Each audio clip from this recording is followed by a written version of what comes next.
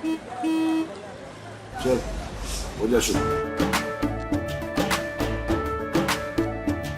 केसरिया से मन जोगी हुआ रे, दिल झूमे देखो पतवारा हुआ रे, दिल झूमे देखो पतवारा हुआ रे।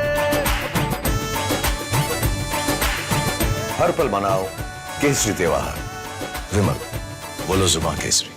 जो हमें जानकारी मिली है, एक डेथ की रिपोर्ट आई है कलकत्ता से, जिसमें एक वॉल कोलैप्स के कारण एक व्यक्ति की मृत्यु हुई है। मेन एरियाज हैं जो अफेक्टेड हैं, उसमें साउथ 24 परगना है, ईस्ट मेदिनीपुर है, कलकत्ता है। ये 3 डिस्ट्रिक्ट्स मोस्ट अफेक्टेड बताए जा रहे हैं। देखिए, एक बार जब लैंडफॉल होता है और उसकी गति फिर धीमी हो जाती है, और आपने देखा कि वेरी सीवियर साइक्लोन से ये तब्दील हो गया है साइक्लोन में, और आगे अभी शाम तक डीप डिप्रेशन में हो जाएगा, तो उसका इतना ज्यादा असर होगा नहीं। एनडीआरएफ और जो अन्य मध्य रात्रि इस वेरी सीवियर साइक्लोन का लैंडफॉल हुआ था, और उस समय विंड स्पीड थी तकरीबन 110 से 20, गस्टिंग स्पीड 135 बताई जा रही थी, और अभी वो वेरी सीवियर साइक्लोन से साइक्लोन में बदल गया है, और तकरीबन आशा है कि शाम तक ये डीप डिप्रेशन में तब्दील हो जाएगा।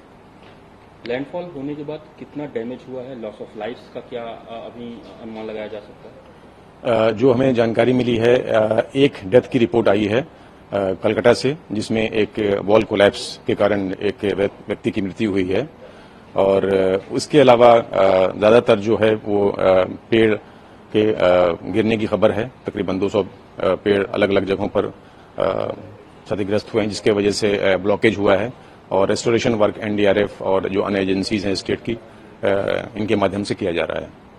जो वेस्ट बंगाल का कोस्टल एरिया है, कितने किलोमीटर तक फिट किया है लगभग, वो कितना अंदाजा है अभी तक? देखिए, इसमें जो मेन एरियाज हैं जो अफेक्टेड हैं, उसमें साउथ 24 परगना है, ईस्ट मेदिनीपुर है, कलकत्ता है। ये 3 डिस्ट्रिक्ट्स मोस्ट अफेक्टेड बताए जा रहे हैं, और रेस्टोरेशन वर्क भी इसमें चल रहा है।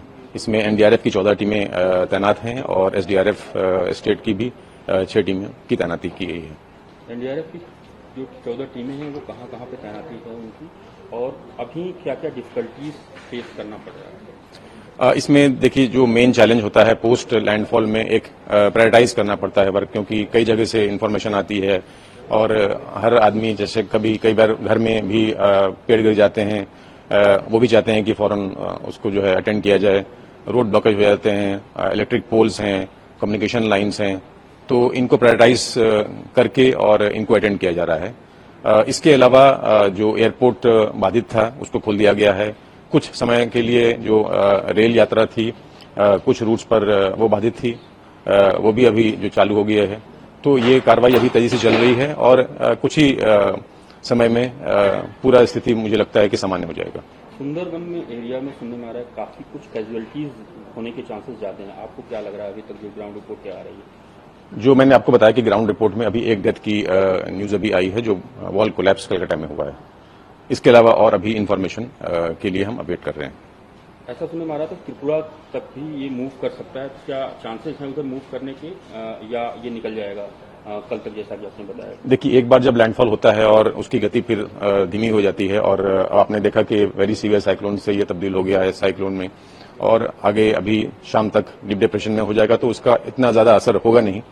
हालांकि तेज बारिश और हवा चलने की संभावना बिल्कुल रहेगी, इसलिए दूसरे स्टेट्स में भी, आसाम में, त्रिपुरा में अलर्ट मोड में टीम्स को कर दिया गया है, और सभी टीमें तैनात हैं वहां पर। कितनी टीम वहां पे तैनात होंगी, इसका कुछ एक? त्रिपुरा में हमारी एक टीम की तैनाती इस खासकर इस साइक्लोन के लिए किया गया है। Thank you so much. Severe cyclonic storm Vimal landed last night. What is the current situation so far?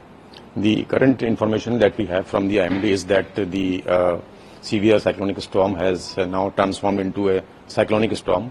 The wind speed, which was earlier about 110 to 120 during landfall, now it has come down to 60 to 70 with gusting of 80. So that's a big relief. And it is expected that by evening today, this will further change into a deep depression. Is there any information about loss of life and damage of properties? The information that we have from the SEOC through MHA is that one death has taken place in Kolkata due to wall collapse, and there have been uprooting of trees due to rains and heavy winds, and that the restoration work is under progress. NDRF teams are deployed, 14 teams are deployed in major affected areas in the state, and besides 6 SDRF teams are also deployed to assist. So the restoration work is in progress along with coordination with the state agencies. Is there any particular areas which are affected specifically after the landfall of this cyclone? The information that we have is that the most affected districts are the South 24 Pargana, East Mednipur, Calcutta.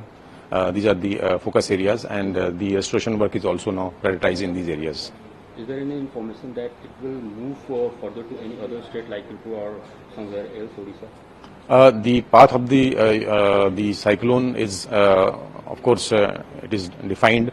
But after landfall, what happens is that the speed comes down, and then, as you know, it has transformed into a cyclonic storm, and then late in the evening, it will be further transformed into a deep depression. So the wind speed will not be that much damaging or in a what you call that the destruction would not be that much. So, but still there would be the alert is there to take care about the rains which may cause some damage. Apart from 14 teams in West Bengal, there are other teams deployed somewhere else?